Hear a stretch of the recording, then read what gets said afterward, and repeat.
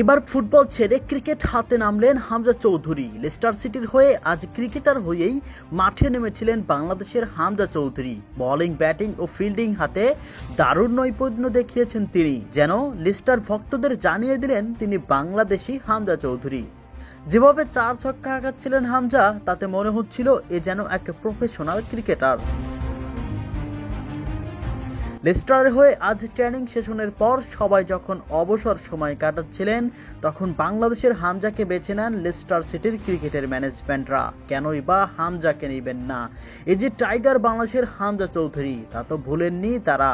Cricket খেলতে নেমে প্রথমেই ডিরেক্ট হিটে স্ট্যাম্পে লাগানোর প্রতিযোগিতায় নামে হামজারা। সরাসরি স্ট্যাম্পে লাগিয়ে তাক লাগিয়ে দেয় হামজা। এরপর বোলিং, তারপর ব্যাট করে হামজা চৌধুরী।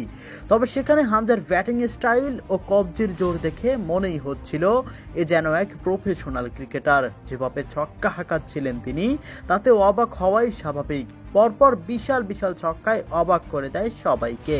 মজা করে সবাই হয়তো পাশ থেকে বলছিলেনই বটে, হামজা চৌধুরী বাংলাদেশের ভবিষ্যতের ক্রিকেটার।